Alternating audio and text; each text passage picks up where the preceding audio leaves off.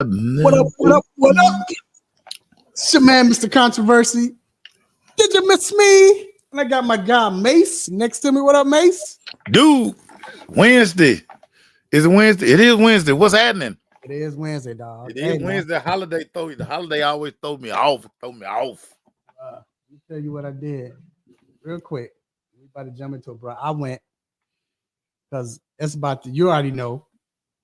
We gonna have college football. I got the Falcons. Still got WNBA. Dream might make the playoffs.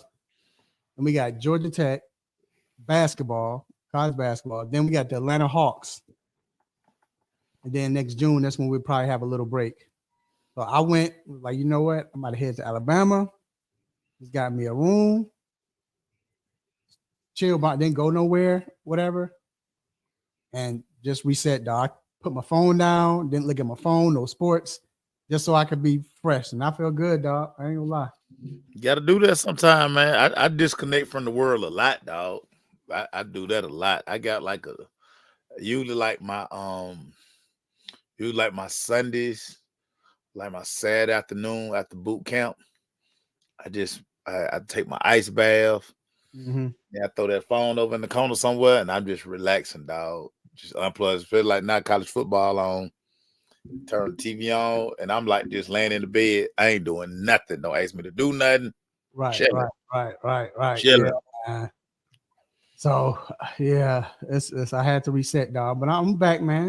You know, we got a lot to talk about, man. It's up, baby. It's up. Hey, we just gonna jump right into it, dog. So I don't know if you saw earlier today, but the Washington Commanders. This is crazy. So they have suspended the vice president of content. His name is Rael Intine. Yeah. After making comments about the team's players being anti-gay, accused Cowboys owner Jerry Jones of being racist and anti-gay, and called NFL commissioner a $50 million puppet to an undercover reporter for the O'Keefe Media Group. Yeah. Got to be more careful, dog. Well, the tragedy in this, because they've created so many of these like new positions for people.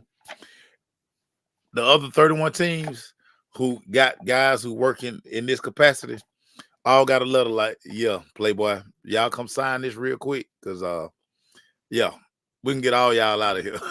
Right. We gonna get all of y'all out of. So he actually done kind of mess it up for everybody now. Yeah, he did. And again, man, you can't. It's funny. You would think only the NFL. You would think, which I'm not mad at. You know, you can't be accusing mugs of, you know, however you feel, whatever. But you would think that anti-gay, you know, right now, if somebody's anti-gay, you're gonna get in trouble. Now when you're dealing with the NFL, you trying to call? No, okay, we about to shut that down. Can't do that, dog. You can't go against the machine, dog. Cannot go against the machine. The shield, dog. Yeah, not the shield, dog. No, yeah. Can't do against the shield, man. Moving on. So LSU's running back John Emery Jr. has torn his ACL, and he's expected to miss the rest of the season. First of all, that was a crazy game. Hell of a game. But man, how bad does that hurt LSU? Well, first, I hate it for the kid because he continues to just keep battling injuries, man. This is a kid who just can't stay healthy. Just cannot stay healthy. But this is why you recruit school like LSU. I'm pretty sure they got like 3 5-star running backs, a 4-star running back. So I mean, they will recover. But you just hate it for the kid because right. I mean, again, he's been battling this type stuff his whole career at LSU. You hate to see it, man. You just hate to see it, man. Injuries, you never wish injuries on nobody, man. But just tough break for the kid, especially something like this, man. You know, like you said, dealing with all the other injuries he's had in the past is just like kind of one of those things. You just looking, you know, you don't want him to quit and give up, you know, because sometimes, I mean, you've been a former football player, man. You know, you've seen it. I don't know if you experienced it, but You get injured multiple times. Something like this is serious like this. Yeah. Boy, that puts doubt in your mind, man. Dude, we had one of my college teammates. He got injured every year of college. And I Wow. remember going into my senior year, because he came in with me. So my senior year, he got redshirted again. So he was gonna come back for like his 5th year. Mhm. And during that summer, he he just decided, yeah, babe. He just decided that, you know what, my body mentally, I just can't do it no more. Right. I just can't do it no more. And he just didn't want to go through the pain of the rehab. And I think that's what people don't really understand. It's like you get the injury. The toughest part is mentally telling yourself that you're gonna rehab and go back Right. through it and you're gonna get stronger, but you don't know if your body has taken the recovery well, the rehab well, and then you go right back out there and you just get another injury, or a lot of times your body overcompensates and something else end up getting hurt Mm. because your body is trying to Yeah. overcompensate. You're so worried about your knee, now it's your ankle, or now it's your Achilles, or it's just something totally different. So, man, again, guys who can mentally keep coming back from injuries like that, dude, my hat always goes off to him. I was fortunate that I didn't have no major injuries in high school and college, man. I always be like, that's one of the biggest things I'm probably proud of my Right. career, that I didn't have to get no Right. surgeries, or I was out for the season for some. But yeah, Right. man, my heart always goes out to guys who season ending injuries, man. It's always tough, dog. And you know what? The thing about that is, speak about that. It reminds me of, and I joke about him all the time, but when you get to the seriousness or the serious part of it, J.K. Dobbins, like I can't fault him, and I actually, it's like you, much kudos, dude, but continuously coming back and Yeah, trying to play every, you know what I'm saying, and because he's not just getting like, oh, like Keenan Allen, Keenan Allen always have a hamstring injury. right, That right, joker, that joker gonna miss 4 or 5 games, right, each right. season. Yeah, Mike Williams the same way. Like yeah, they're gonna miss time, but yeah. we're talking injuries where you're out for the year. You missed the season, Yeah, dog. it You missed continuously the season. happens, and he keeps coming back, man. Like, no, I'm gonna play. And you can't knock him for that, man. You know what I'm saying? Only when it's fantasy, but other other than that, Yeah, you know, you only got some more of those, so many yeah, more of those. I'm gonna yeah. get one more shot again. I remember our senior high school, my guy Sam B. Bailey. Sam was off to a fantastic senior year running back. About 3 games in, dog, he rolling. Mm, Tears ACL, dog. Senior season over. mm. Dude, never play football again, man. It's just like, dog. Whew. Yeah, Oh, dog. yeah. So much Heart kudos. always goes out to guys who get Yeah, these season yeah. injuries, dog. Much prayer goes So out to the kid, man. yeah, Much prayers. All right. And then last but not least, man, right after we talked about it, we saw Ayuk get his basically the same deal, but actually got less. He got less money than what yeah, he was looking for. right. But he signed with 49ers, and I mean, in a sense though, I ain't gonna lie, I can't get mad at him for trying. Okay, cool. But Chase said, you know what? Chase played the I ain't coming in. So now Chase said, you know what, dog? Let me go ahead. I mean, you kind of knew because he was at practice the whole time. He just wasn't practicing. Right. But now today he officially practiced with the team during a practice for the week or whatever for Sunday's game. My thoughts, like I said, I just think you knew he was coming back, Mace. You knew he was coming back, but he had to try it. I mean, he just didn't want to get fined. I mean, I don't know if that was his lady telling him, "Hey, you better not," or I don't know what it was, but either or, Bro, he said he couldn't take that risk. I'm gonna tell you what it was, and I'm gonna say it one more time. These guys are not gonna miss no game checks, dog. Right. No, listen. You want to impress me? Do a Le'Veon Bell. Sit out the Right. whole year.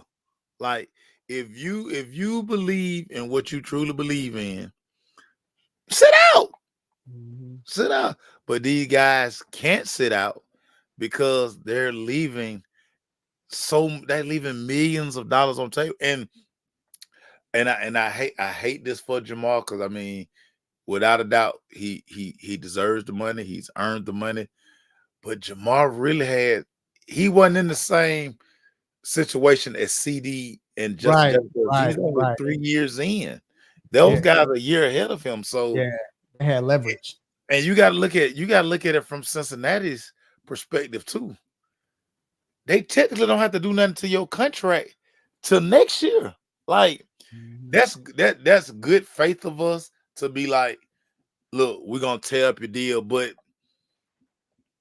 organizationally and from a NFL perspective, business wise, it's not smart for them.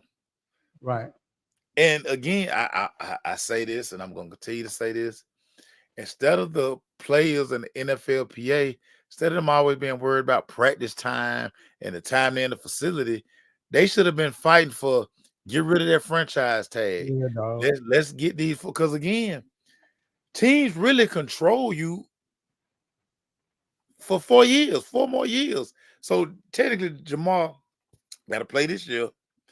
Next year, I mean, they can choose to pay or not, and then they can franchise him 2 times. But you know what? I wonder, just real quick, and we're gonna get to our guest, but I wonder if because you can look at it from a different perspective. It helped out Dak. And honestly speaking, it's gonna help. I don't know if somebody said something to him. It's gonna help out T. Higgins. Because now unless he gets hurt, of course, but why I'm saying that is the bar has been raised as far as what wide receivers getting paid. So now Right. let's say T. Higgins would have got paid before all of that happened. He probably wouldn't get as much as he's going to get next year or the year after Yep. next, whenever. But he gonna get it. So he gonna get it elsewhere. It won't be in Yeah, Cincinnati. right. It won't be in Cincinnati, but he'll get it elsewhere. It's But what it, I'm saying, we'll see what he get because I'm not. If I'm an organization, I'm not paying T. Higgins top 5 they NFL probably wide receiver money. I they ain't doing probably it. gonna franchise him one more time. Nah. He gonna walk. They gonna let him go You because they think? don't want to pay that franchise because with the new salaries, what you gonna have to give Jamal and what you got to give T. Higgins on 1 year deal. They gonna tell T. Higgins, bye T. Higgins. It's been real. We better win it this year with T. Right. If not, T gonna be in Tampa Bay or somewhere else. Right. But, all right, man. That wraps up quick hits. Court says, "What up, Court?" Court says T only getting around 25 to 28. He gonna get more than that. No, he right. You think he gonna get No, that?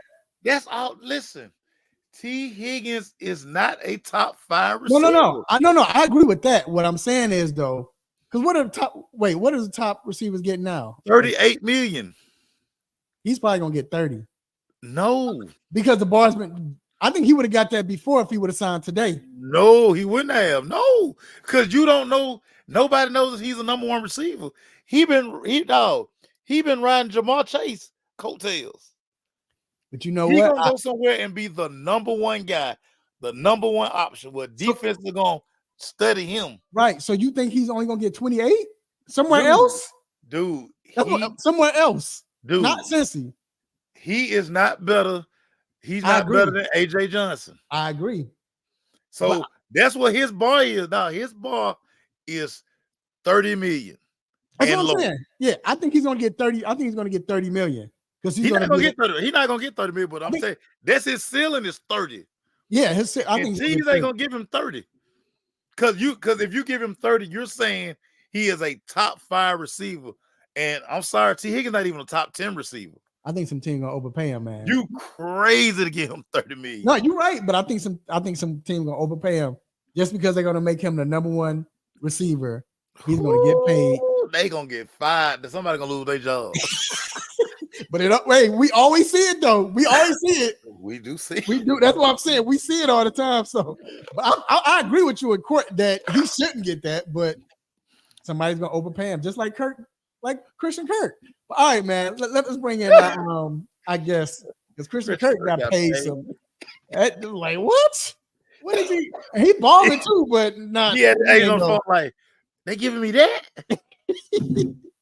Right. Right. Sign. My boy. Before they change their mind. Right. All right, man. We got a special guest. He's really no guest, but we got somebody, man, that know about fantasy football. We got to bring him in to we got to bring him in, man. My guy, the one and only Vincent the Fantasy Juru. What up, Vince? Fellas, what's going on? How y'all doing? Man, Maceo, what's good, man? Laughing at these. Yeah, Kirk got that loot. When Kirk was like, Kirk signed first. I didn't think he wanted to go to Jacksonville, but he signed that quick. Kirk say, wait a minute, they offering what? Bruh, sign it, man. They might have faxed that to the wrong person, man. Right. Heard him sign that. No reneging, baby. It's signed, baby. What's up? He signed that quick. It was like 30 seconds into free agency. Look nervous. Right. He probably messed up his name and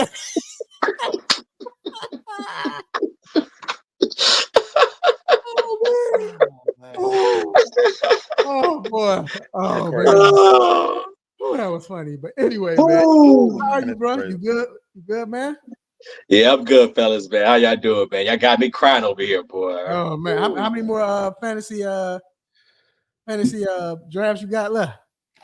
Man, I'm in my final 3. Okay. Damn. How many fantasy teams you got?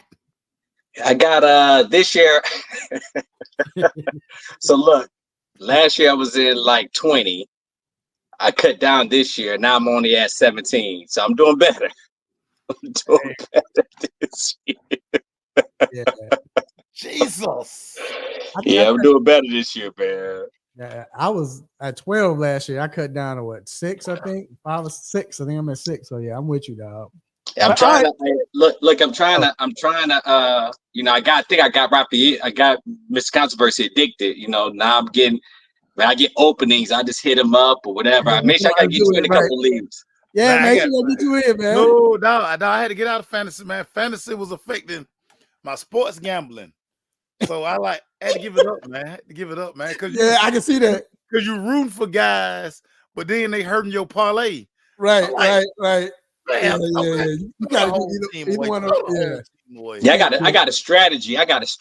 So I don't even know if I even told Mr. Controversy, but I got a strategy of how I do all my leagues. But we can talk about that another. Yeah. All right, man. So I want to ask you then. You down to your last 3, but you've done 14 other drafts already. What has been the biggest? What has been the biggest surprise so far in these drafts, man? Like, what has stood out to you where you're like, wow, this is a first or this is a shocker? I mean, how fast Alvin Kamara has been going in drafts. For real. I mean, like I think me and Mr. Controversy was just in one draft, and Alvin Kamara was picked like before Rashad White, before James Cook, before Pacheco from the Chiefs. I'm like, it made me go to my notes like, is that something I'm hearing about? I can tell you why though. I can tell you why. Please explain. Because Derek Carr is so sorry that all he gonna be doing is checking out Alvin Kamara, giving that thing. So Alvin Kamara is gonna get crazy touches, and I don't know if they're gonna equate the touchdowns, but he's gonna get a lot of yards. Catches, yeah. His quarterback so damn sorry. But that's neither. I don't understand these. I ain't even like. I don't understand. That's crazy. That's crazy. I mean, but I'm sorry to cut you off, Mr. Controversy. I understand. Kamara's at that running back, that lower stage of running back where he's 29 now. No doubt about it. So I just don't understand. You got so many young ones who plays all 3 downs, right, and get goal line carries.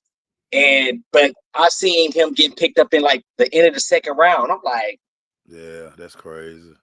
I don't get that. It is crazy.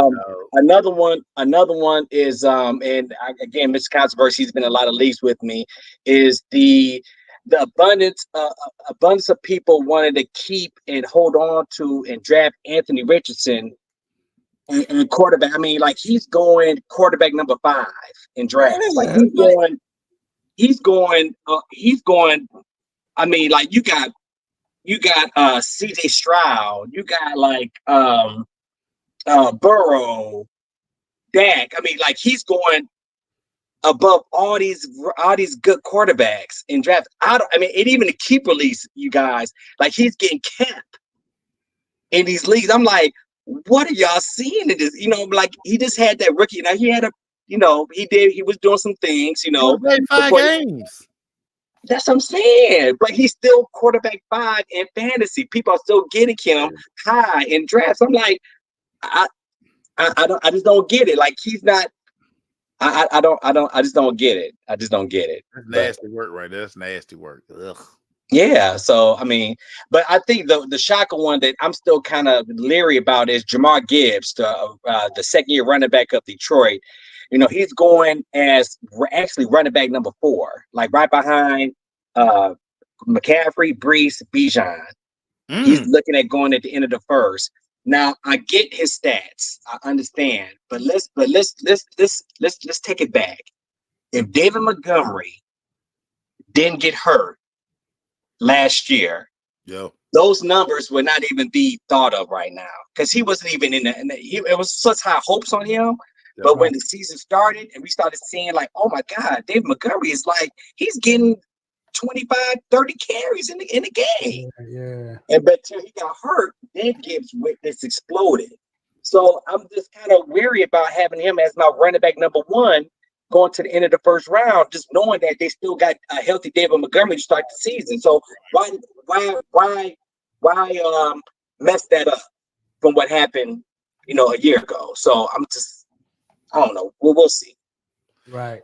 I got to ask you about my guy Cooper Kupp. I know Puka is the flavor of the year, and he's bumped a lot of guys out, especially he's bumped Cooper out his spot. And so once upon a time, Cooper was like that guy who I would take it. People are like, why are you taking him? And then they start, oh, okay. My question for you, Guru. Can Cooper get back that magic to become like a number 1 in fantasy one more time? Yeah, I mean, let's not get it twisted. I mean, 2019 when he had that 300 catches, triple 33,000 yards. That was crazy year. But man, no, seriously, he had like 140 some catches, like over 1,900 yards. He had like 16 touchdowns. But that was 2019. We know we had a lot of injuries with his hamstring and so forth. But I mean, he's healthy this year, and Stafford loves to throw to him. And of course, Puka had that really good year, but that was just, everybody has that Cinderella year. It's that one player that come out the blue. And of course, with fantasy experts, they always going to rate that person from last year's stats. But Cooper's coming back. Yep. So I think, and Puka's going at the end of the first round, early second. He's wide receiver 8 in a lot of people's drafts. Where Cooper Kupp is actually going wide receiver 20. Yeah. So my thing is, I'm thinking both are healthy.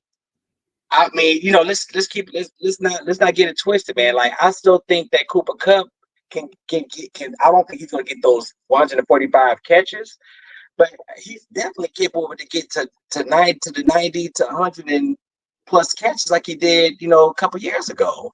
So I mean, I think if you draft Puka, I understand it, but I'm going to be happy to get Cooper Kupp in the late 3rd, early 4th. Yeah, I agree. Just because of the fact, like you said, I don't care. Puka is that dude, but no matter how young and great he is, when you're a quarterback and you have that rapport with a certain wide receiver, that's not going away. Yeah. Now, like you said, I don't think he's going to getting 147, but I think we can go back to we might see 2 100 reception guys. You know what I'm saying? Yeah. 101, 95 or something, and 8 touchdowns each. But yeah, I agree with that. Yeah, so, I mean, it definitely can happen in that offense too, because that offense is spectacular. Especially with Kyrie Williams in the backfield. They stay healthy, man. I mean, sky's the limit for those wide receivers. But definitely draft how you want to. If you miss Puka in the draft in the early second, hey, look, you can get Cooper Cup in the fourth. Yeah, Go for it. You know what I'm saying? major. That's big. So let me ask you this: another running back that we're seeing getting drafted late is what that I've seen is Raheem Mostert. And Raheem is going like 6, 7. I've got him in the 7th round in one draft. I think in 2 drafts I got him in 6th and 7th round. But we saw him last year. He had 18 touchdowns, over 1,000 yards rushing. Even though they got Devin Achane, they have this explosive passing game. But even if he doesn't replicate what he did last year, can you see him still getting 800 to 1,000 yards and maybe 10 to 12 touchdowns? Absolutely. I mean, yeah, 18 touchdowns. I mean, there was a lot of games, you guys. I mean, you remember last year that he would have 3 to 4 touchdowns, and Devon Achane had 2 or 3 touchdowns. That's when they were just kind of running.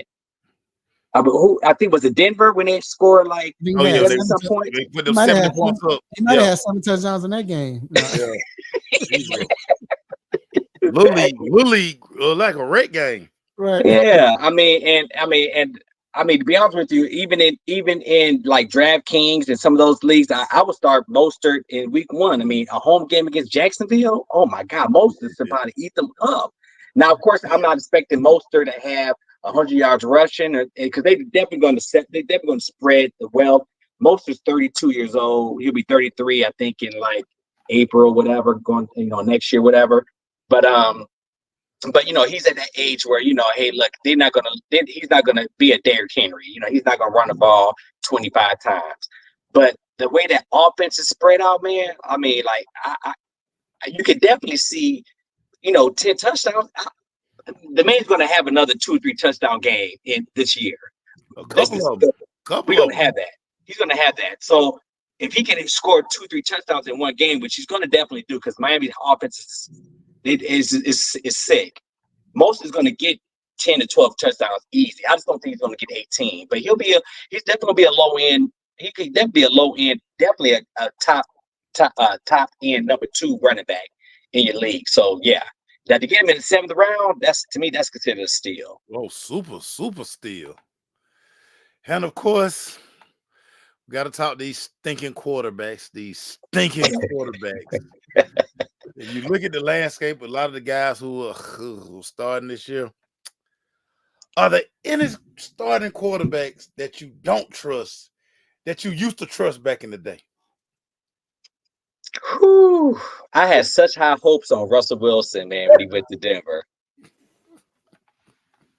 Yeah, man, that faded off, man. That faded right there, man. Like, I'm praying for the guy.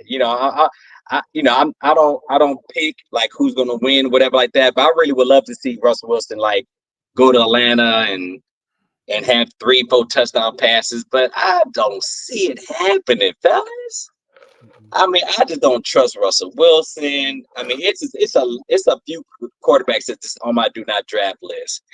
Russell Wilson's one. Actually, he's not really drafted in any leagues. Yeah. He may get drafted tonight because we have a Superflex league tonight. Okay. So you can start 2 quarterbacks. So he's more likely going to get drafted tonight. But in a standard, nah, he's going to just be sitting. He just be sitting there in waiver wire forever.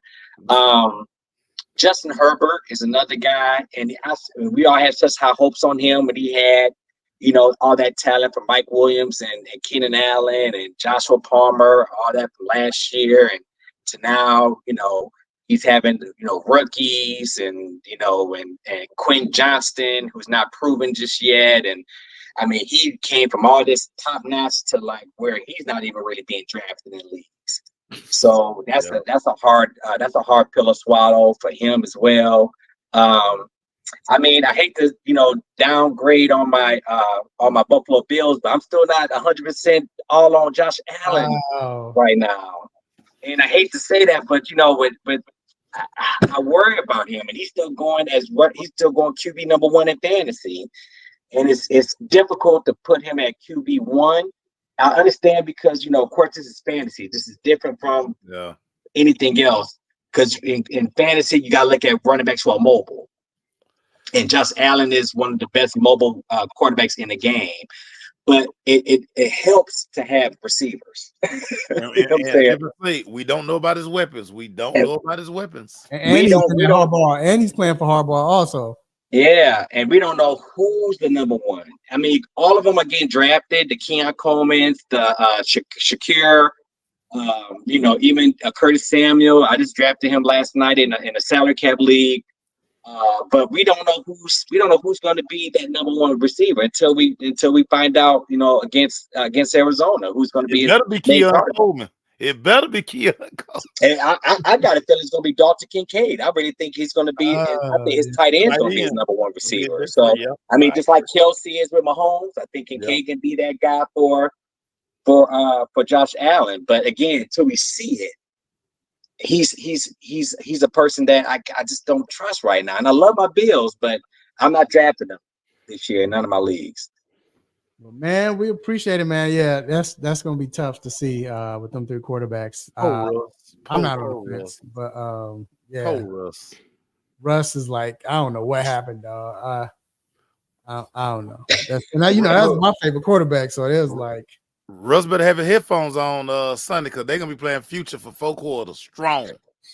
Yeah. They said Sierra may play at halftime and before the game to get him crunk.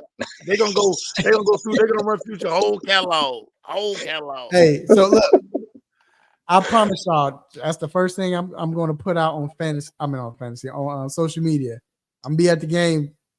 They play it doing warm-ups. I'm putting it, I might just get in trouble and just put, how usually I'll be like, I don't own the rights to this music, but I'm gonna play it. So y'all can hear so y'all can hear Future.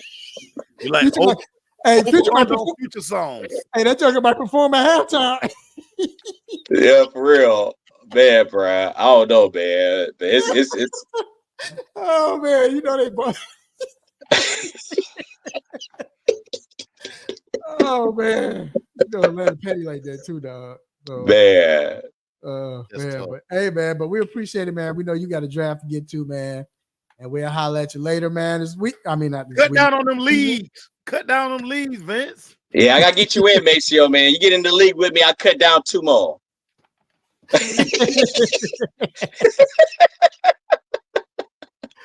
Oh man, but all right, bro. We appreciate it, man. And we'll see you. All right, fellas, man. Y'all have a good one, y'all. Sir. All right, man. We're gonna take a quick break, bro, and we will be right back to talk. I guess we're gonna talk some college football, man. We'll be right back. Kalen DeLoach, linebacker. This is Tyler Van Dyke. I play quarterback for the University of Miami. What's going on? This is Shador Sanders. You're here listening to the 3-Point Conversion.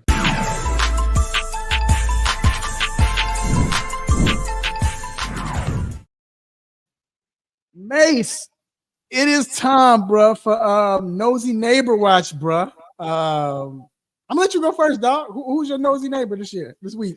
Dude. Woo! Let me tell you who I'm being nosy on, man. Them Colorado Buffaloes, Sounders, and that entire coaching staff. Woo. Dude, the troubles y'all had with North Dakota State, you're gonna have way more troubles with the Nebraska Cornhuskers. And I don't know if I think Deion playing in our face, man. Deion is playing daddy ball at Power 5 football. He is making sure that Shador throws for 7,000 yards this year, dude. Like, run the football, win the game. Stop letting him take so many shots. Like, this North Dakota State really and truly could have won that game easily. Deion, got my eye on y'all. I'm being real nosy. Like I say, I got them broke blinds on the end. Mm-hmm. You know what I'm saying? Mm-hmm. That you could tell they've been, people just, and we don't just like peek it like that. We like put our whole hand in there, just open it up. They all bent. Being real nosy on them Colorado Buffaloes as they get ready for the Nebraska Cornhuskers. Oh man, so let me tell you, and I agree. because I was going to pick them. I said, but I'm gonna tell you somebody who I'm really being nosy with. I almost got two teams, but the first team is Notre Dame Irishman. I'm gonna tell you why. That quarterback, and I don't like calling nobody garbage in college, but that Riley Leonard, he ain't it, dog. That joke was making some throws like he was throwing like Tebow. Oh, who you throwing it to? I mean, they wide open in the flat. He throwing it behind them. I mean, I'm talking about behind them to where it's not even touching the receiver, dog. Like, usually behind the receiver got to reach back to the dog. They not touching the receiver. The referee throwing his hands up like, who's the Joker throwing to? Like, it was that offense was horrible. Now the running backs was balling. Yeah. But dog, I ain't gonna lie, Mace. Forget looking through the blinds. I done came out bold, dog. I'm on the porch with my binoculars, eating wings. I'm talking to the other neighbors, pointing. Oh yeah, because I want to see what are y'all going to do, man? Like the defense is beasting, yes, but I mean Texas A&M, they weren't that good offensively, but now when you and I just want to see the adjustments, I guess more than anything, because are you just going to lean on the running game and defense? Which if you do, that's cool. You know what I'm saying? But how far is that going to get you? Yeah. But Leonard, he not it, dog. He not that. That game was hard to watch. Yeah. Like I said, watching my grandma, and she said, "Baby, like who he had to sleep with to get that quarterback job. Like that's how bad he was throwing. It was horrible, dog. It was it was horrible, dog. So that's who I'm being nosy with, And you know what? Honestly, man, we got a big game. We can talk about it, but I'm nosy on Michigan, dog, because Michigan struggled. Like, yeah. But I expected them to struggle. I expected them to struggle. They lost a lot. They did. But I just want to see how good are y'all? Like, because then too, let's talk about it. Texas, that team, but dog, they gonna get throttled. No, they gonna get throttled Saturday. But I would say this: it's not easy to come to the big house and play, dog. Like, it's not. But you said they gonna get throttled because they gonna get throttled because I didn't have high expectations for Michigan this year anyway. You breaking in a new quarterback. A lot of talent is playing on Sundays. A lot of talent playing on Sundays. So I'm looking at Texas and all this speed they got at the skill position. Quinn Ewers is he's gonna be a first round draft pick. They have more NFL talent at Texas than at Michigan. And so I say they may not get throttled, but if Texas, I know Sarkisian wants to go in there and get like a 14-point lead to make Michigan super uncomfortable. Because now they gotta get out of that, just turn around, hand the ball control. So look for Sark in that Texas offense to be high. They're gonna be up tempo. They're gonna try to get that thing going because they want to make Michigan as uncomfortable as possible, and they want to take the big house out of it. So, right. Yeah, gonna be intriguing. So let me ask you. I talked about Notre Dame. We even mentioned LSU early in the show. But what stood out to you last week about college? The week. Ooh, the biggest thing that stood out to me is the depth at Georgia. They started 3 true freshmen who look like they just belong. Georgia is probably the most physically gifted team in America. Okay. And they just bully you. You know, I know everybody they want to see Mike Bobo, throw the ball around the yard, but as big as they are up front on offense and defense, no, they can just smash you. And they're so athletic in the secondary and that linebacker. That stood out for me. One of the biggest things that stood out to me, these quarterbacks who didn't jump in the portal and just stay. I'm looking at the kid at USC. Oh, he looked good, bro. Just did his time. The one thing that you know about Lincoln Riley develops quarterbacks. Yep. Why jump in the portal and go somewhere when I can be the guy at USC? I mean, Caleb came in. I mean, hey, Caleb a freak. Right. What can you do? But you can see him staying and how he is going to benefit. And then shout out the USC defense. Mm-hmm. They played defense Mm-hmm. on Monday night. So that was Sunday night, whatever it was. But man, shout out to USC. That stood out to me because we used to in my mind, I'm thinking LSU gonna put 40 on these guys. I'm like, it's USC defense. Right. Dude, I was wrong. I was wrong.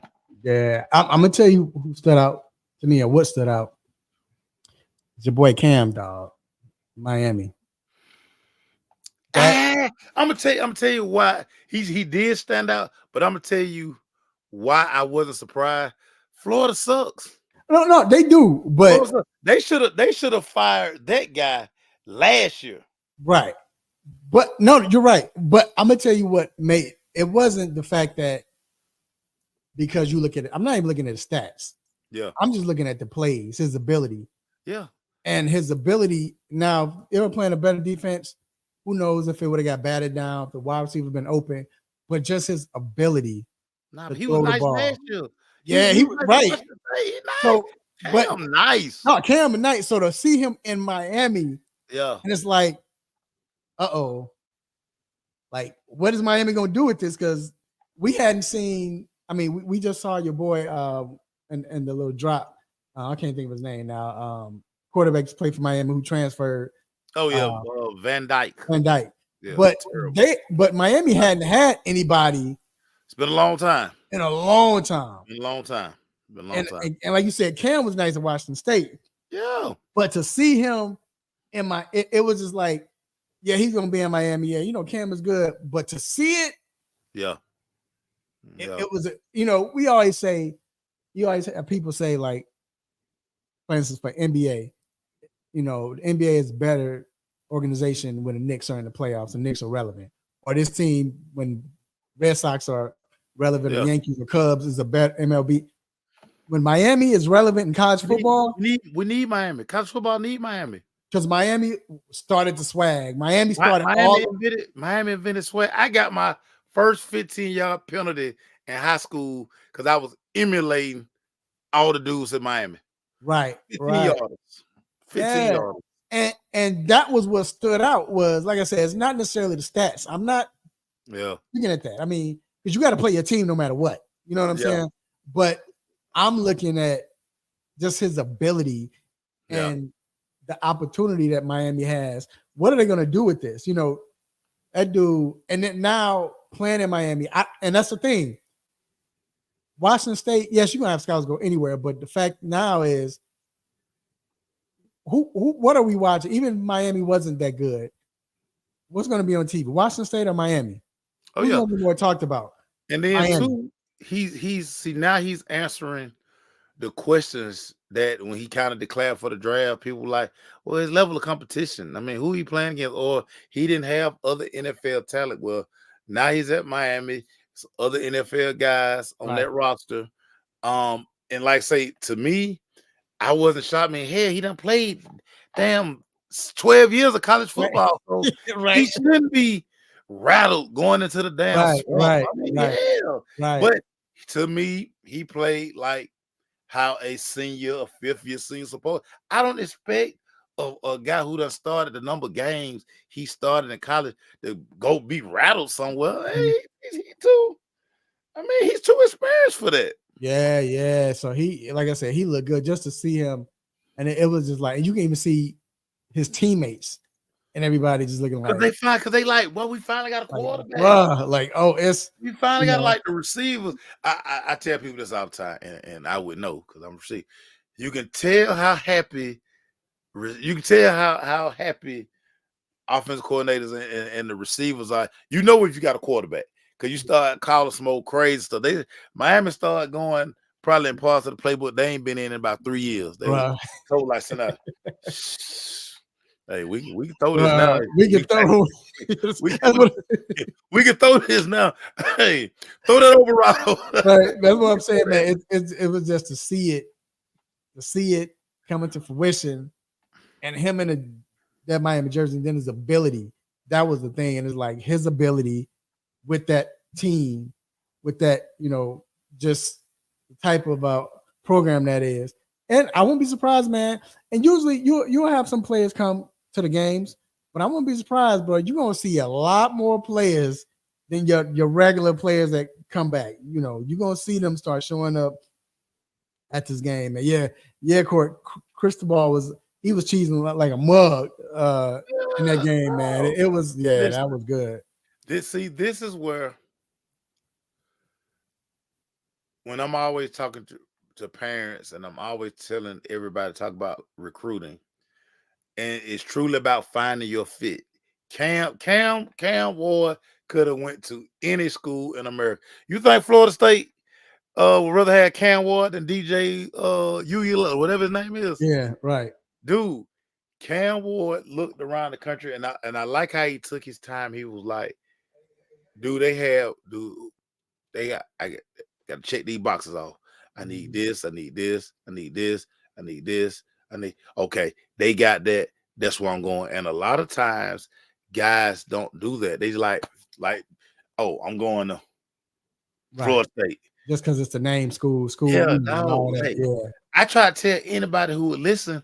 I remember when DJ committed, and people y'all must not really remember DJ at Clemson, or y'all didn't watch him at Oregon State. He's not that good. He's not good. He's just not that good. He's still riding off that one game in Clemson. That first game against Notre Dame. He's still riding off that. Terrible, man. Yeah, man. Terrible. So I want to ask you, especially because you played wide receiver in college, and this has been the big talk, but definitely from you, you got a lot of kids talking that hadn't played football, but from someone who's played, will Travis Hunter be able to keep up this pace and what he's doing, playing cornerback and wide receiver? Is he able to continue to do that and be successful? No. And we saw it when we saw it last year. Yeah. We saw it last year. He missed a couple of games, or they had to spot play him. At some point, he's gonna have to decide what position he's gonna play. Yeah, Mason's like that. Mason, wide receiver university. Yeah, man, quiet, quarter me, quiet. Well, yeah, I mean, you know what I'm saying? It's the reason they still talk about me in these streets, but that's neither here nor there. But dude, he's not gonna be able to sustain. Dude, we're talking about 165, 170-pound guy, and what teams are gonna start. I always think about the UCLA game last year. Mm-hmm. They ran all their running plays at Travis, right? Forced him to tackle, and a lot of teams start doing that. Like, oh, hey, y'all gonna leave him out there on that boundary? We're gonna run all the running plays right at him, and I mean, he either gonna come up and make the tackle, or he gonna get out the way. But every time he hits the ground, or every time he gets engaged, that takes a little bit more out of his body. And I think it's wonderful what he's doing. But to realistically think a guy at Power 5 football can play 129 snaps week in and week out, dog. I mean, it's not possible, dog. No, it reminds me of when I think, because we saw it happen in Ohio State, but that was a different type of cornerback and wide receiver because he wasn't a beast at wide receiver. What's my guy name that played? Chris Gamble. Chris Gamble. And they spot played Gamble. Yeah. Like Travis is taking every snap. Every snap. Like, yeah. I don't think.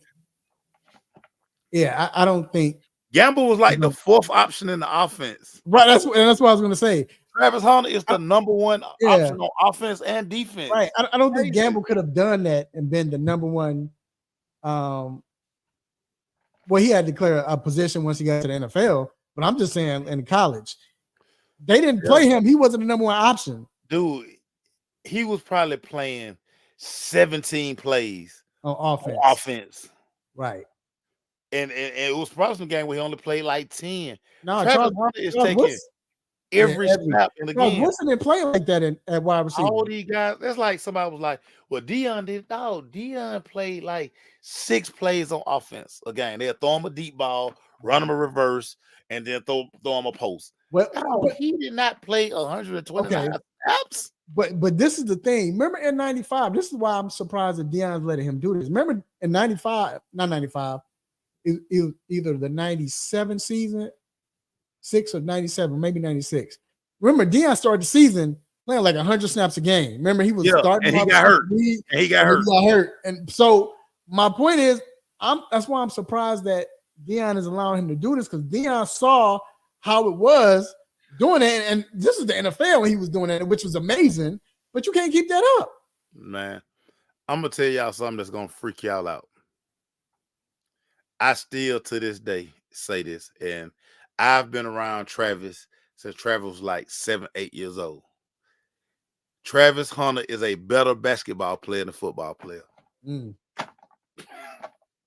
Go YouTube him playing basketball with the Colorado basketball team and giving them work. So freak athlete, but he cannot, he gonna get hurt. So let's close this segment out just like this. I'm glad you brought that up. Who was the best two-way athlete in college as far as basketball and football? Because I'm gonna name some names. You remember we had McNabb did it. Yeah. And I guess it'll be easy, but we had McNabb, we had Charlie Ward.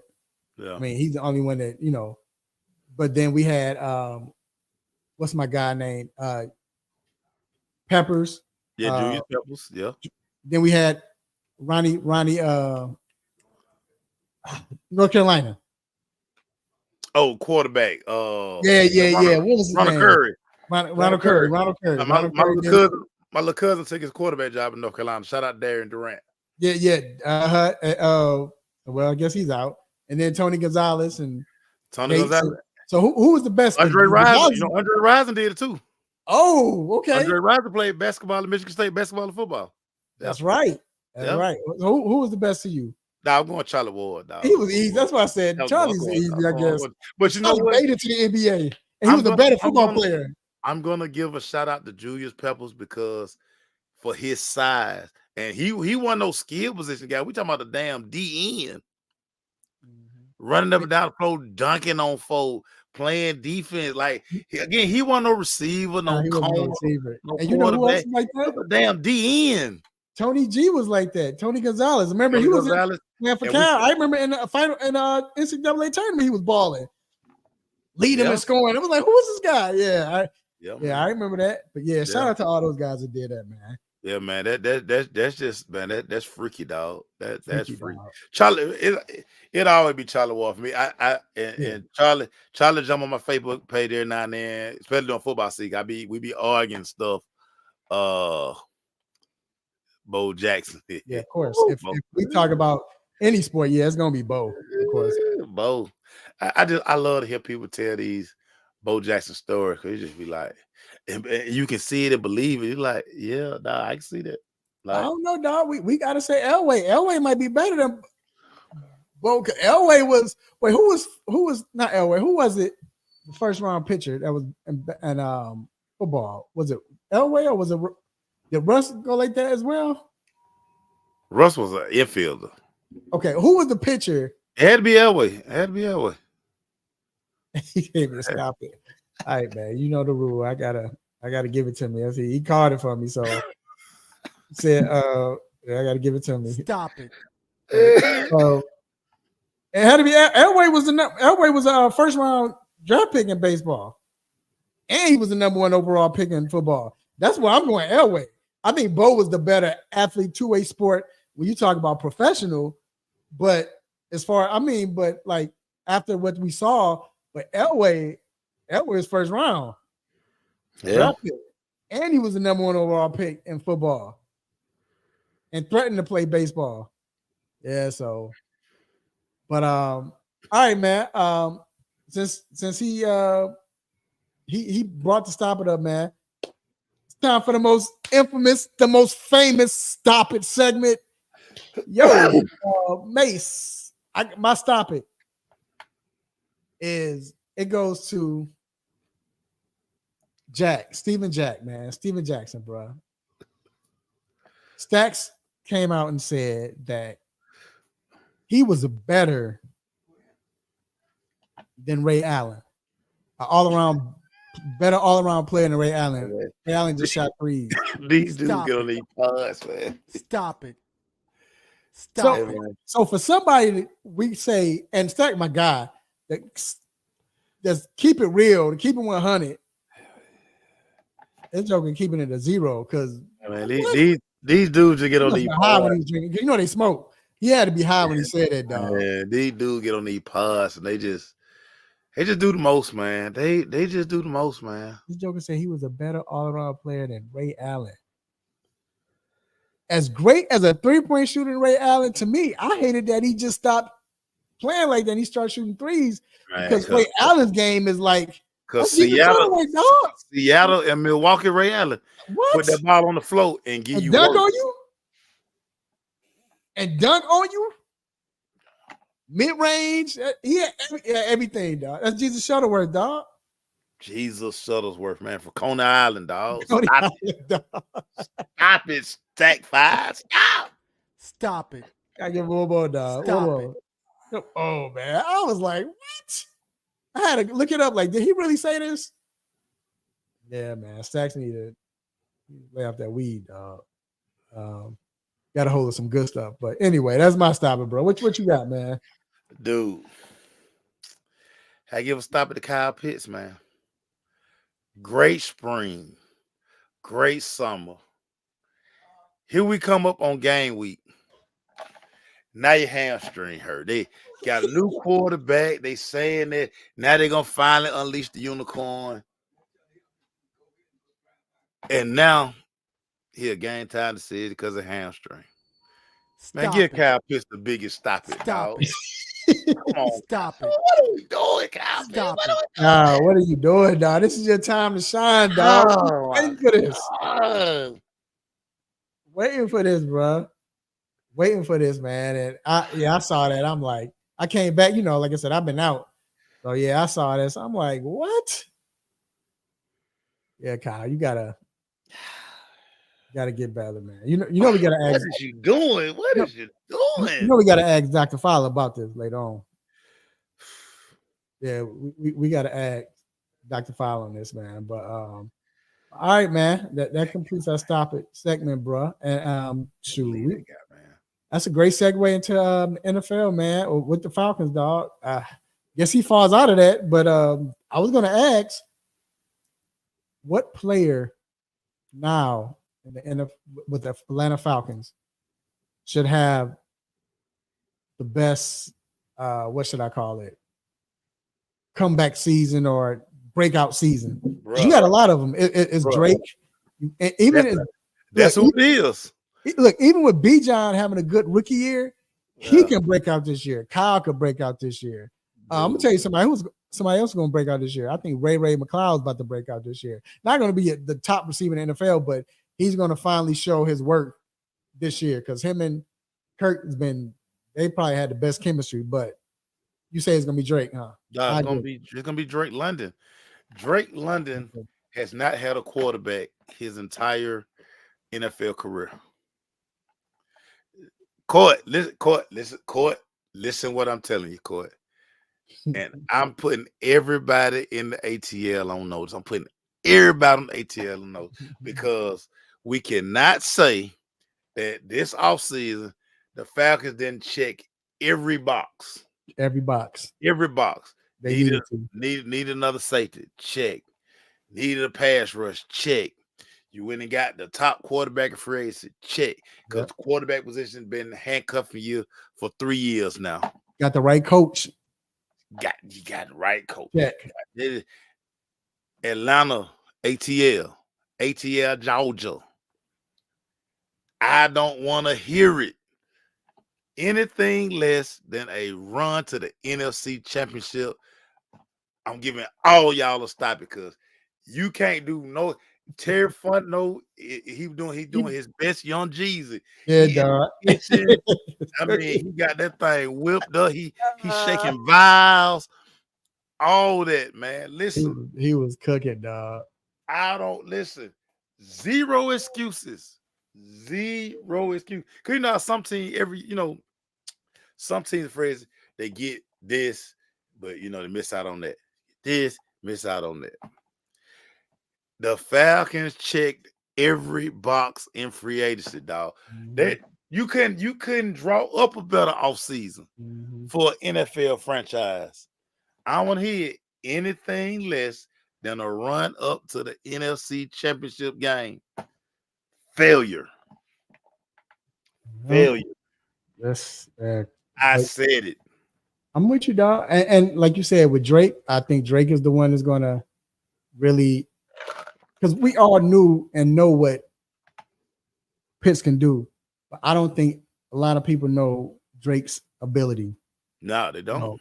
His speed with his size, how he uses his size now, his athletic ability for him to be able to go up and catch the ball with hands, to be able to shield and catch the ball like in traffic, and that dude, yeah, he got it. He got like I liked it when they first drafted him. Like, oh yeah, that pick was been catching passes from bombs to pay dog. It's like catching a pass from Mariota. I mean, Marcus Mariota and then Desmond Ritter. Like he finally got somebody who is going to truly get him the football where he needs to get the football. Come on, man. This man gonna have a fight check. He gonna be able to run after the catch, not fight for the ball all the time. Drake London gonna eat this year. Drake should eat. What do you think about Bijan this year with this offense now? Oh man, I love Bijan. I was one of the few people who didn't poo-poo the pick when it happened. Yeah, oh God, I can't believe it to Bijan. We don't need it right now. Dog, when you're able to get a guy with that kind of skill set, dog, all the things that he brings to the table. I mean, he really can be a 3-down back. And I know, listen, you got Algier, and I mean, hey, it is what it is. But to have a guy who you can split out, like they hadn't even scratched the surface of what they can do with Bijan. I think with with Coach Robinson now, I think he's going to. I mean, in this West Coast type deal, he man, we're gonna see Bijan do a lot of freaky stuff. So yeah, again, it's no excuses in Atlanta. On God, as the kids say, on God, no cap. No cap. No cap. You know what? It's set up like that because, again, they're all one. The veterans believe in the fact that you're starting to see players, the free agents want to come to Atlanta because they sent something. And what I love about it is when they got Justin Simmons, Justin talked about it. When they had a meeting with him over the phone. Then when they had the in-person meeting, the general managers didn't show up. They let the players, which I'm starting to love these GMs doing that. Ryan Poles did it for Caleb. Now you see my man Fontenot, he did it with them. And that's what Justin said. He said, man, just listening to Jesse Bates and listening to AJ and all the rest, he was sold. He was like, yo, these guys are hungry. they want to be there. They feel it. I want to be a part of something like that. So yeah, man, they definitely feel it. They see it. And like I said, with Bijan, that West Coast offense, I'm with you, bro. Like, even in practice, they're not we hadn't seen I maybe seen Bijan he only caught 2 passes. You know why? And it was swing passes. You know why? Because Coach Robinson said, "Oh, the media, y'all won't see anything either. Y'all all will be surprised once season starts. Oh We yeah, of won't show y'all course. anything." Y'all, Of so course. like I'm very intrigued to see what's going to happen with this offense, man, and how they're going to use Bijan. Because I think you're going to see a lot of Bijan and Algier on the field. Bro. Of course, dog. 2 back, dog, man. Atlanta. I don't want to hear it. I don't want to hear it. And then somebody had nerve to hit me, Thompson. Well, you just mad because your Cowboys. I said, dog, the Cowboys didn't improve in the offseason. Right. The Cowboys did not get better in the offseason. Nobody had an offseason better than the Atlanta Falcons. Nobody. Right. So I don't want to hear it. I don't want to hear it. No, you're right, dog. You're right.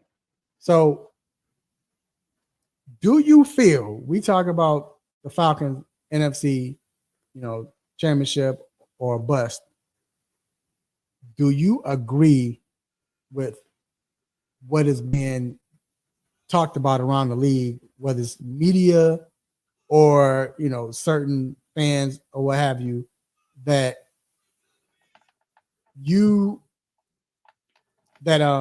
if Lamar Jackson don't make the Super Bowl, it is a disappointment and a bust for him, not Baltimore, but for Lamar Jackson.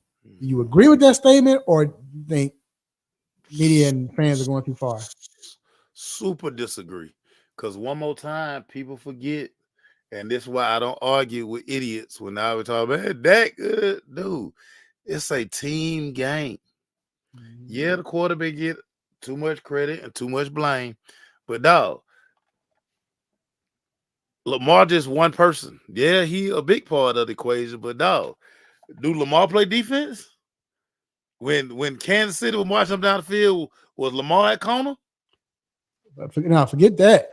The Lamar called the plays because it was like, why are y'all running the ball now? Like, why y'all not running the ball? Like, aren't y'all running the ball? Like, Baltimore. And that's a valid point right there. And to my point, to that point right there, this is why you have to be careful when people like, oh, it's on the quarterback.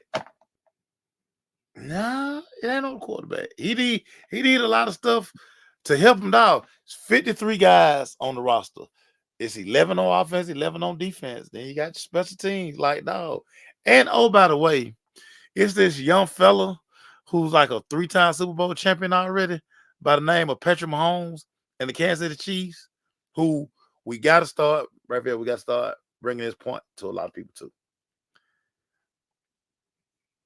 It's almost criminal that we don't talk about Andy Reid being the best coach in football, point blank, period. Yeah. He's done it multiple ways, multiple times with different guys. He doesn't have one guy for 22 years and just racked up championships. No shade. But Andy Reid, and listen, Lamar, Lamar got hardball, whatever, dog. Andy Reid and Pat Mahomes on the other side, and they gonna be the reason a lot of guys not gonna eat. So it ain't Super Bowl or bust, and we gotta blame Lamar. No, Super Bowl bust for Kansas City. That's a bad man over there wearing 15. That's why I said it's Super Bowl bust for Kansas City, and they probably feel the Chiefs probably saying that they got 15 and they're stacked, bro. So, yeah, and they have the best coach in football. Like, stop that putting all that kind of pressure on Lamar, because it ain't just Lamar. No, it's not. It ain't just Lamar, so that don't work. I didn't blame Lamar last year. I really felt like, I don't know why. I felt like it was the coach's fault, and I don't know why they abandoned the run game. It wasn't like they was down by 15 the whole game. No, it was a close game, and they abandoned the run game. Like, this is what y'all do. Just threw that motherfucker. Y'all didn't even run Lamar.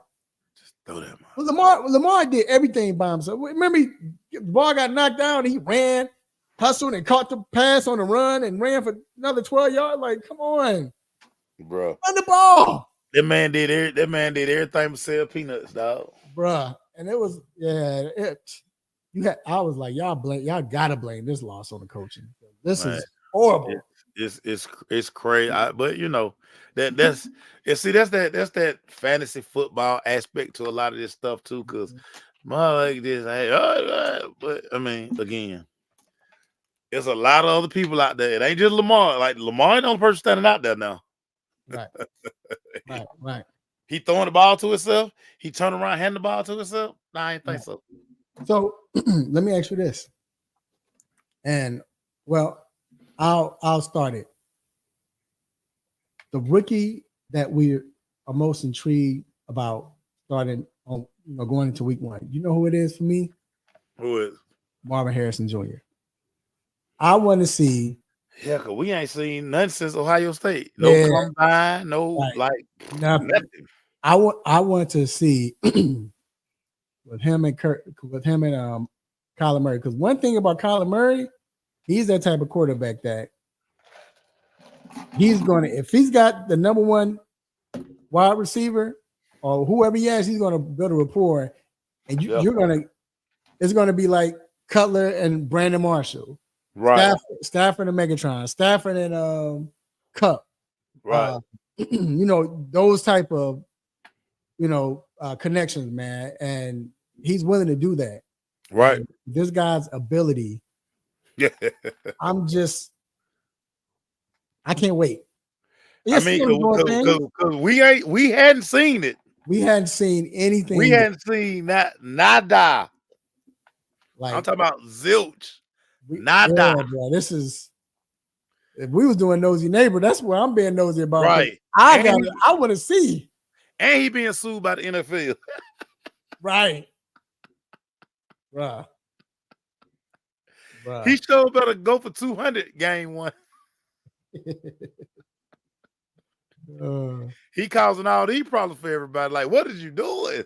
Yeah, man. He is that dude. I'm not even gonna lie, man. Even during the NFL draft, I was just shocked. Like during the day before when they they do the little charity work, and then where the media was able to talk to him. Yeah. I was just shocked that he was talking. Like he talked. He even cracked his mind when I asked him about his father. Asked him a question like who had a better college career, but who, and then I asked him about the NFL career, whatever. He laughed like, "Come on, dog. Like, you're right. I'm like, do y'all, but to see him laugh, it was like, I was just shocked, bro. Like, bro, because we ain't seen him. He been stone faced. Emotionless, man. Emotionless, bro. Yeah. Emotionless. Don't say anything. Don't. So that's the rookie I'm most intrigued about going into week 1. I want to see that combination. I want to see what he does, what he can do, because he should have won. He should have came out last year. Not should have, but we know he couldn't. But if he could have, he would have been a top 3 pick last year. And that's how great he was. Right. So I'm asking you, who is a rookie that you're most intrigued about? Dude, Jaden Daniels. Jaden Daniels, dog. Because outside of Scary Terry, what else is on that offense? And I'm intrigued because his size. Like, he possibly don't think he can do the running that he was doing at LSU. Because again, ain't no Vanderbilt's on the schedule. Ain't no Southeast Louisiana's on schedule. Like, these folk gonna be at you. So I'm really intrigued. And I'm really more intrigued because Dan Quinn is a defensive-minded coach. And even though they got Pretty Boy over there calling the plays, who used to be the Arizona Cardinals head coach. What's Pretty Boy name? His name always slipped my mind. Kingsbury. Yeah, Cliff Kingsbury. Why do I always forget his name? But is Dan Quinn gonna give Kingsbury total autonomy? And in doing that, how does Jaden Daniels how does he, how does this work out for Jaden? Right, I'm right. real intrigued to see that. I mean, because number 2 overall pick. I mean, they made such a big deal about his size and all these things, and it's here now. So I want to see what it's gonna be. And you know, one thing I like about him is he's very calm, cool, calm, and collected, Oh man. yeah, He's very he's very like just chill. His demeanor is just like, hey man, what's up? You know, I'm just ready to play. yeah, You're good. yeah. I know I gotta work out. Like he doesn't talk like a rookie. Right. I always Right. say, I always say Caleb's demeanor to me, he doesn't act like a rookie. Caleb's confidence is just Oh yeah, on 10,000. yeah, but not brassful and everything, but Right. it's on 10,000. But Man, but look, the fact Caleb had his own apartment in high school and was disciplined enough to go to school every day. oh yeah, that lets you know right there. He's Right. Because I would have flunked out. no, would have been playing college football. They would have done what? They've been a part at the house every day. Dog, every day. Like man, what a man. It makes your career, man. Now you kicked off the team. So I'm outside, coach. As kids say, I'm outside. We outside. Yeah, that's crazy. Crazy, dog. But Jaden, his demeanor is more just he's just calm. He just Man. this is what I need to do. I need to do this to get better. He's always lab real cool, man. Just real cool. So I understand. I'm with you on that, man. Also, I want to see your boy in Charlotte. You know, they call him what's his nickname? I haven't heard King Country. Big country. Big country. I don't heard, yeah. Xavier Leggett. I want to see Xavier Leggett, see what he does as well, man. That dude nice. He's nice. I like him. He's nice, dog. I think he's gonna come up and be that guy. And what about the running back in Carolina that's hurt? That played for was it Texas? Texas. Is it Texas? What second, third round pick? I can't think. Yeah. I'm worried about Carolina altogether. I'm worried about Carolina altogether. Brooks, Brooks. Appreciate it. Right, yo. Yeah, Jonathan Brooks, yep. But you know what? Like I said, man, I think Carolina's gonna be much better than they were last year. Now, because they're much better than they were last year, doesn't mean they're gonna win 6 games. Right. That's how bad they were. But I think adding Johnson, Deontay Johnson to that roster, and now you get Brooks, but you get the head coach that's there now, the quarterback whisperer, I should say. That's where I feel like Carolina is going to be a better team. You're going to see better play. They're going to be the team now you can watch. They might not win 5 games. They might win only 5 4 games. But last year it was hard to watch. You know what I'm saying? I tell one of my Saint partners, don't y'all lose to Carolina Sunday, because I'm coming here clowning Monday. I'm gonna be cutting up Monday. Cutting up. Who plays Carolina again? The Panthers. The Panthers and Saints play Sunday. Oh, Saints. Yeah. You know what? That's my upset. That's my upset. I got Carolina beating the Saints. That's my upset. Are they playing in New Orleans? Let me see what the game is. It must be in New Orleans, because my daughter ain't called me and be like, you know somebody who got tickets to the game? Because I think, hold on, I'm about to show you that. They are playing in New Orleans. It's in New Orleans, yeah.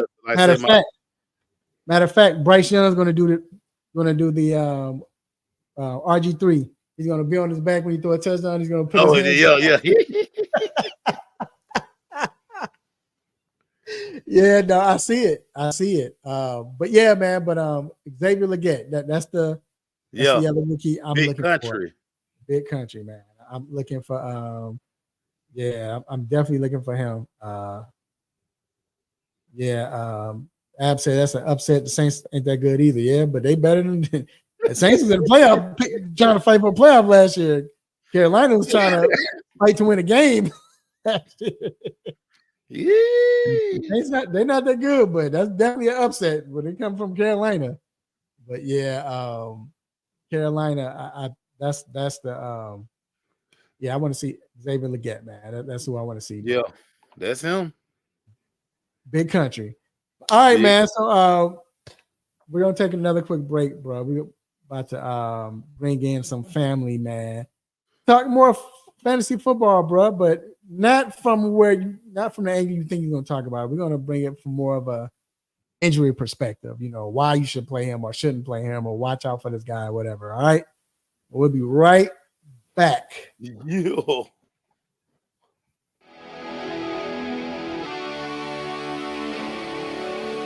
Have a sports injury? Need to see an orthopedic doctor? Ortho Atlanta is one of Metro Atlanta's largest orthopedic and sports medicine practices, providing orthopedic and sports medicine care for the whole family. With 37 physicians and 14 offices, the practice provides the highest level of care for injury of muscles, joints, bones, and spine. Ortho Atlanta offers convenient access to a full range of musculoskeletal surgeons and specialists. Ortho Atlanta also offers on-site physical therapy, pain management care, MRI imaging, and workers' compensation care. The Ortho Atlanta surgery centers in Austell and Fayetteville provide cost-effective, same-day surgical procedures in an accredited outpatient center. Hip, knee, shoulder, back pain? Ortho Atlanta has you covered with specialists in all areas. Same-day appointments, orthopedic care for the whole family. Ortho Atlanta, Atlanta's choice for orthopedic and sports medicine care. Learn more at www.orthoatlanta.com.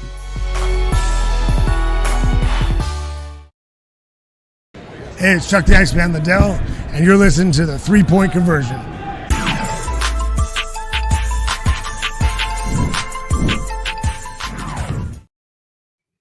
Good old Chuck.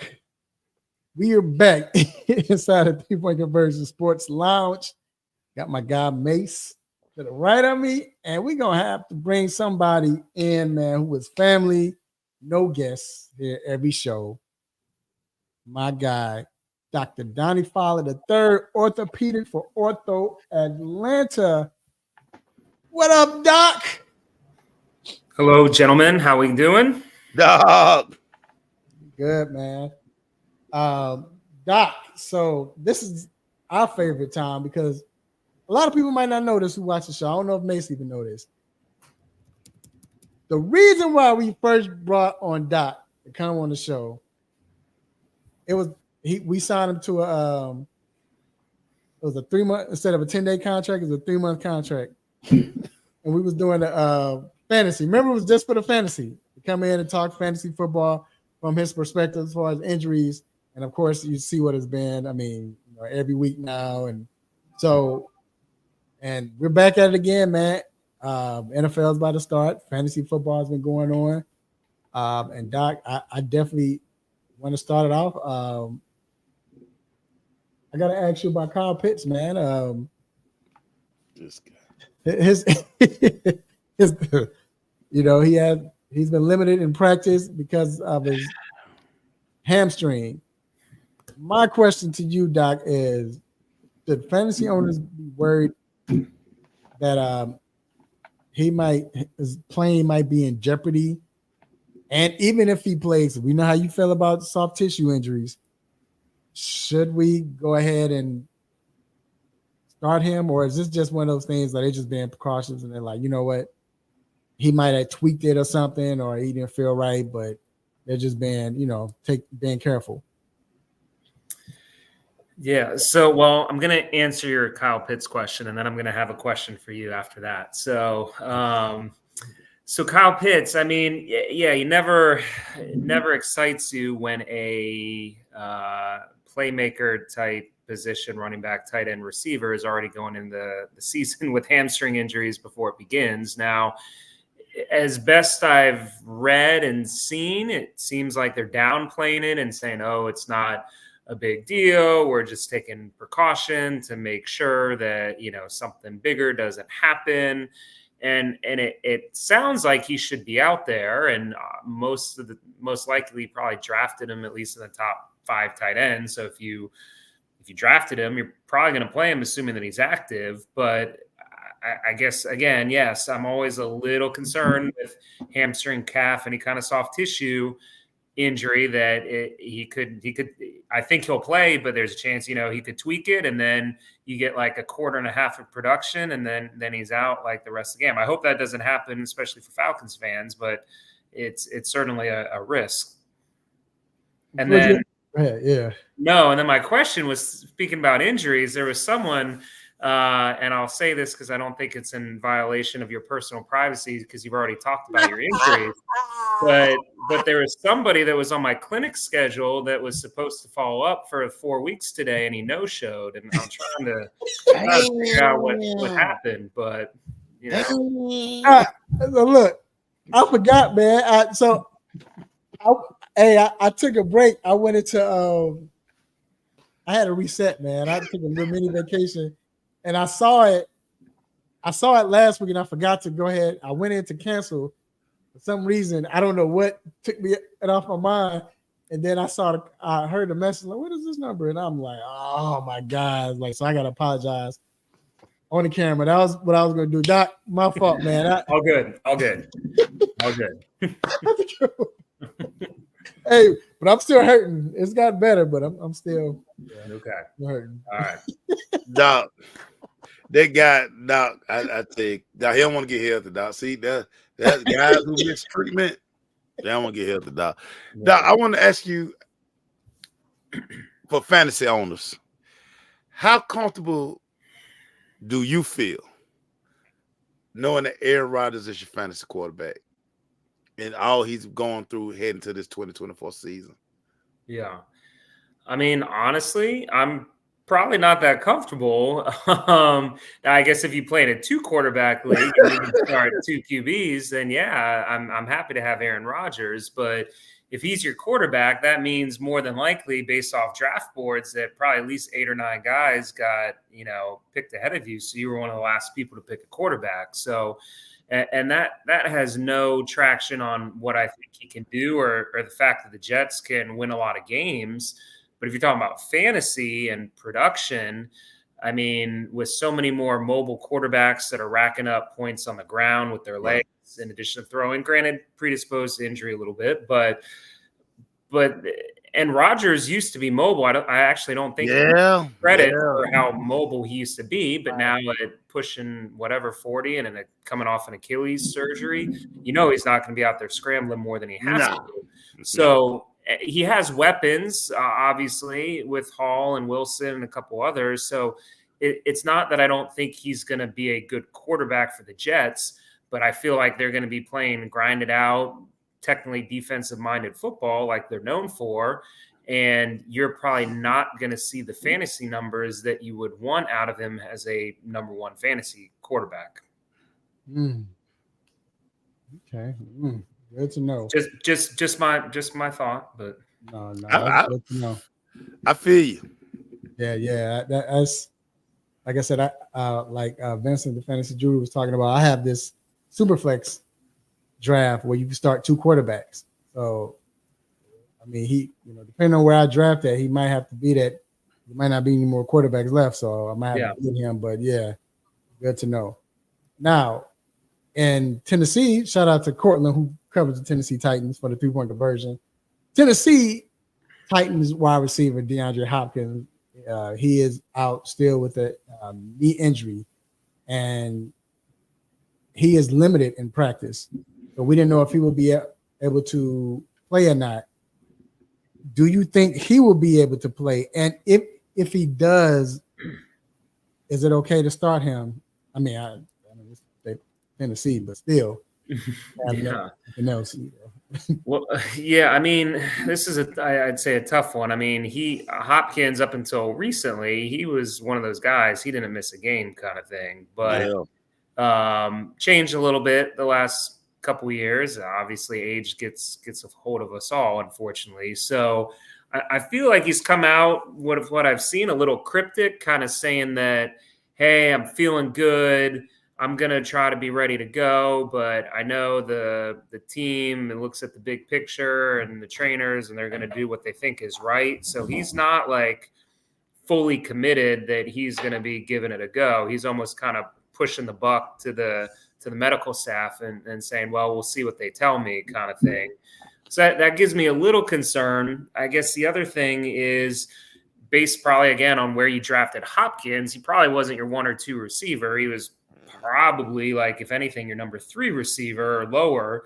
So my guess or hope would be for anybody that has Hopkins on the roster, they have at least 2 other receivers that they can count on above him, and maybe a third that's at least maybe a little lower risky going into the first season, not really knowing what you might get from Hopkins. So again, love his play. He's a gamer. I hope he has a good season, but I would probably start him week 1 on the bench just to be safe, assuming that you hopefully have some more reliable options. Doc, we got to switch gears because my poor Braves. I mean, hey, they say we're in the hunt, but who knows? Old Bryce Harper. He took one on the elbow. He had to lead the game, Doc. Of course, this wishful thinking on me. Can he be out for the rest of the year? So we can get back in the time. What should we expect? The status of Bryce Young? Bryce Harper. I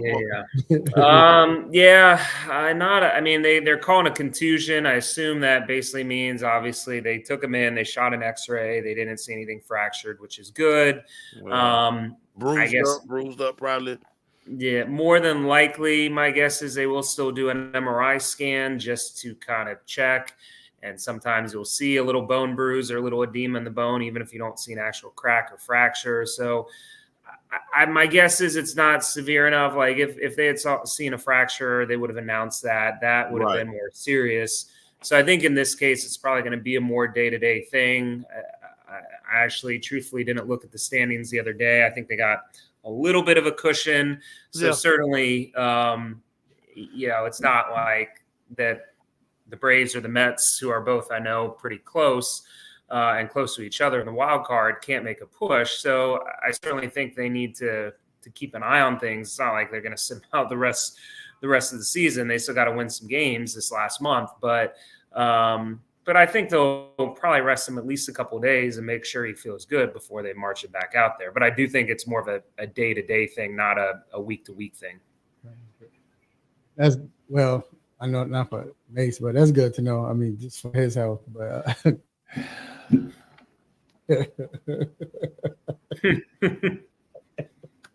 but Doc, man, we appreciate you. Hey, so look, next week, we didn't do it this week. Week 1, we had a lot of other stuff going on. So, but next week, Mason's about to be a part of it. We're going to start doing our picks. We're going to, do the picks throughout the season. Keep a record of it. He does well, and Doc, did you win last year or who? I think I won last year. Yeah, I can't remember. I'm not trying to make it up. I do think I won last year. So I think you, because I think it got to the last week, and I think.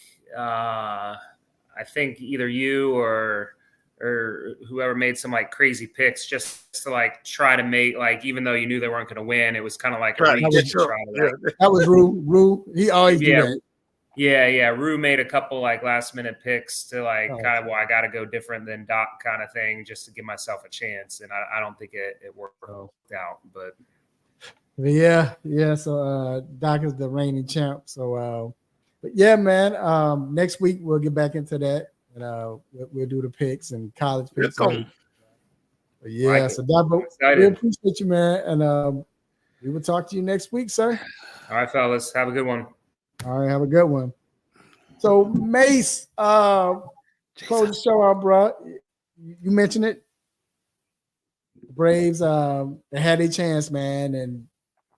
It's funny because the first game of the series they won. It was like, all right, we time slipping, dog. Time slipping, dog. Yeah, man. So, do you think?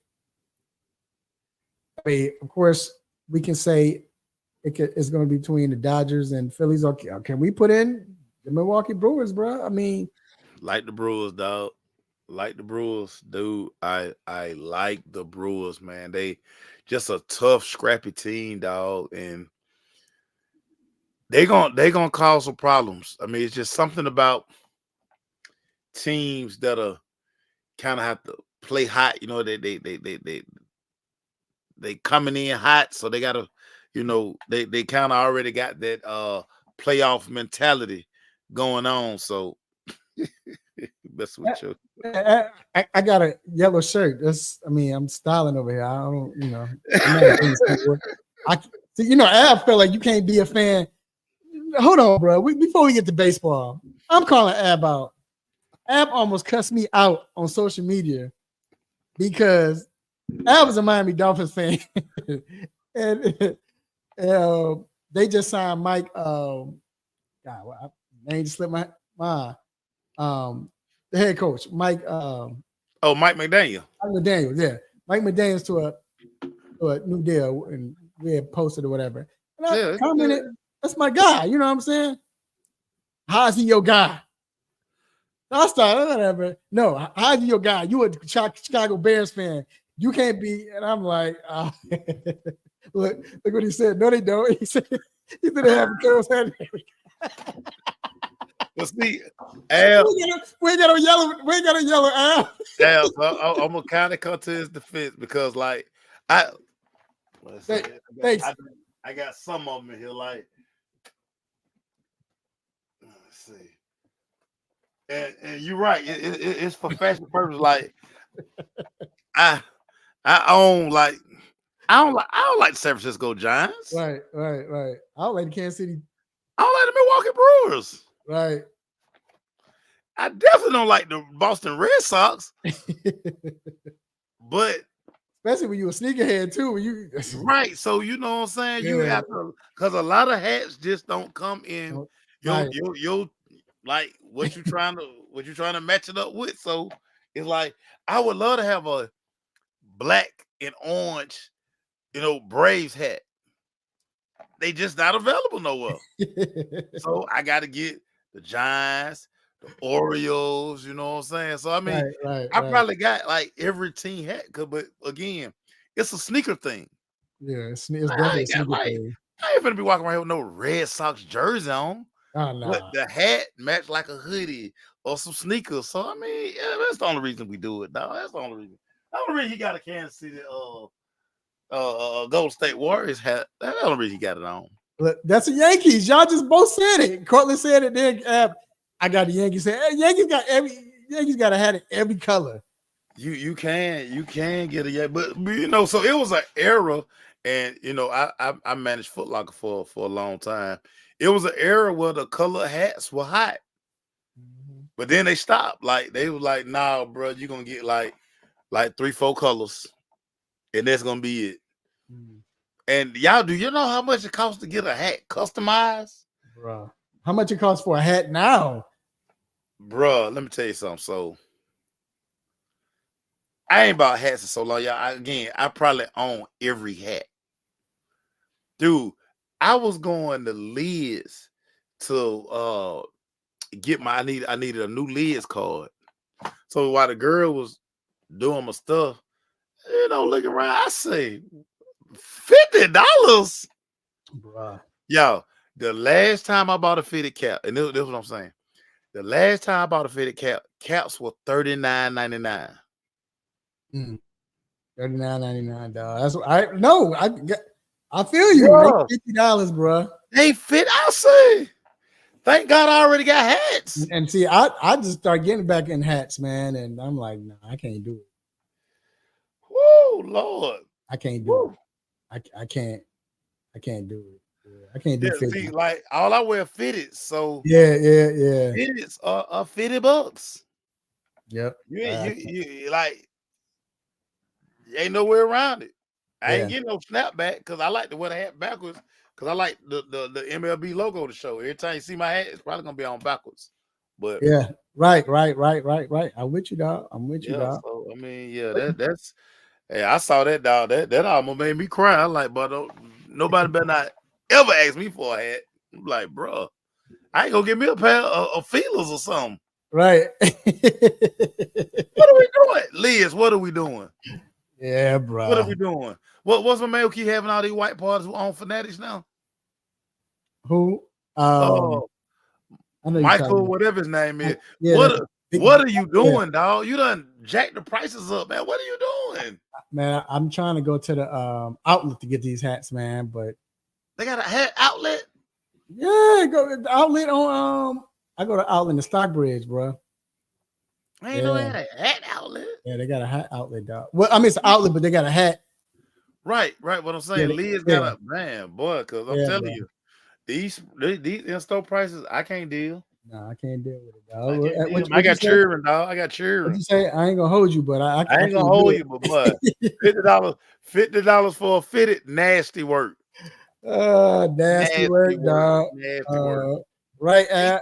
Look, Ab said get some Nikes for 50 or something. Right. This is what I'm trying to tell you. Before I buy a hat, no, I'm always give sneakers before I get a hat. Like I got enough hats. Like I don't never need another hat. But hey, but just real quick, so you do like Milwaukee though. You say you like Milwaukee. I love Milwaukee, dog. I love Milwaukee. Again, just a scrappy team. Good pitching, good hitting. They such a timely team too, dog. They get that 2 out. It's in like every time I turn on TV, they get a 2 out base hit. Right. Yeah. Here come a down rally. They down 4. You turn back on, they done won the damn game 5-4. You like Jesus. And you know, you got to have a little luck in this thing along the way too. And it just seems like all the breaks go their way. So yeah, I don't know, man. It's crazy, man. Shout out to Milwaukee, man. Shout out to old Bob Uecker. So go back to the AL. Right now, Baltimore has a half a game lead on the Yankees. And Guardians have a 4.5 game over the Twins, and then Houston took a 6.5 game over the Mariners. Who you like in the West? Well, let me say the wild card because we still got to do wild card. Of course, it's Yankees, Minnesota, and Kansas City. It looks like that's going to be the 3 that makes it. Because Red Sox are out the wild card race, and they're 4.5 games behind the Royals. So yeah. So who do you like in the American League so far, man? Like, do you like anybody moving up? Or I mean, I know we got to the playoffs yet, but I'm just saying so far, like as you stated, you like Milwaukee. What team do you like here right now? So let me tell you how lucky the Orioles are, because I was looking at their schedule earlier today. Guess who they got coming to town? Cool. The damn White Sox. Oh yeah. They got the White Sox and the damn Rays. They got a 6-game homestand against those. Hey, come on, give me a break. Right. Yeah. Come on, guys. So I don't know, man. It's crazy, man. So in NL, who do you like? Because right now you have, you have Padres, Diamondbacks, and the Braves right now in the wild card. So, but here's the thing. Forgot to give Tatis to stop it, dog. Forgot to get his ass to stop it. Go ahead. Give it to him. Man, he out here, dog. You been suspended once for the dope. Now you got a whole 162 games because you back on it again. Give him the biggest stop it, dog. We just gonna keep it going. Hold on. We gotta give it to him, dog. Because about 4 years ago, 3 years ago, Stop it. You were like the best player in baseball. Stop like I remember we were dying to get tickets. My little cousin was like, we gotta go see Fernando Tatis. Yeah, dude. Got the tickets. The game got rained out. They rescheduled the game. I was like, my little cousin gonna forget me. I'm selling them tickets, man. Boy, he called me and say, we still gonna see Fernando. Oh, God. And now this dude, man. Yeah, he can't get it, dog. Can't get right. Back to the Look, wild card. the Braves though are half a game They right here. I mean, dog. above the Mets. No, they're right there. But again, man, these are the Braves. This year's Braves we talk about, man. Like everything bad has happened to us. So I don't see us pulling it out, dog. I ain't even gonna lie, dog. I ain't even gonna lie. Hey, this might be the push that they need. They might wake up. Oh, look, they might get behind, and next thing you know, when 8 in a row, you know how the Braves do when they behind the Mets, man. You know, especially around this time. So, maybe they. I don't know. I'm wishful thinking, bro. But hey, man, another great show, man. Another fun show. Always, dog. Always, man. And yeah, Tatis. Hey, we got to ask Court. Do he miss Malik Willis already, dog? Court, you hear that, Court? Do you miss Malik Willis already, man? I gotta find a way to get me Malik Willis. Will they let me trade this Malik Willis jersey, Titan jersey, and get a Green Bay Packers jersey? How that work? Nah, we hope not. You don't need no Green Bay Packers jersey. I mean, what you trying to get? Supporting Malik Willis. He got traded to Green Bay. Yeah, I know, man. Yeah, man, gotta support the home team, man. Yeah, gotta support the home team, man. Gotta support my dude, man. Shout out to Malik Willis, man. You know, we still rock with him though, but just not on Sundays. But hey, if you hear this music, you already know what it means. It means it is time to let you go. But before we let you go, we have a couple shout outs, and stay tuned because you might be a part of it. First of all, I got to give a shout out to the Almighty God for giving me the platform to do what I do, say what I say, make you all upset, mad, happy, want to give me the stop it button. God, I appreciate you, Lord. Also, got to thank our guest, Vincent the Fantasy Guru, for coming on. Also, we got to thank Dr. Fowler for coming on. I got to thank my dog, Mace. Appreciate you, homie. What you got, man, bro? You already know what it is, man. One call, that's all, man. Let's do it, baby. Yeah. Also, man, I want to give a shout out to everybody who was in this chat room, man, chatting it up, man. Got to shout out my guy, Cortland. Got to shout out Al. Appreciate y'all, man. Whoever else was in here, chat room, man. Shout out to the chat room on game. Yeah, dog. Shout out to him, dog. Some fella named Raphael Haynes is in the chat room as well, man. Shout out to him as well, dog. Hey, I want to give a special shout out to my lovely children, my nieces, my nephews, my cousins, my uncles, aunties, brothers, sisters, grandparents, play cousins. Hey, that family know that you love them. Let them know why they can still feel it, why they're still alive. For real. Please let them know, man. Please let them know. You never know. Also, drink responsibly, eat good. We in sports heaven right now, man. It's probably even get better in a couple of weeks, but you got college football, you got football, you got baseball heating up, man. You still got the WNBA for the playoffs. You got U.S. Open. Hey, did Tiafo win? Tiafo win? Who that? U.S. Open. Tiafo, the tennis player. Like, I don't even know, man. I don't even know. After Coco made all them errors, now I was done with the tournament. Hey, Coco getting, shout out to the queen, but man, she killing me, dog. Stop it. She need to stop it too before we go. Give her a stop it button. Hold on, bro. Yeah, she need to stop it. Stop it. Coco. Stop it. All right. Sorry, Coco. We got to give you that, but we got to give you that. But we're gonna start it over again. But anyway, also, bro. Then what else is on? Golf. I mean, hey, you got so much going on, man, in sports. Hey, I'm gonna let y'all know this, yo. So next week, same time, same show, same crazy host, same sports nonsense. When you miss me, I'm out. Peace.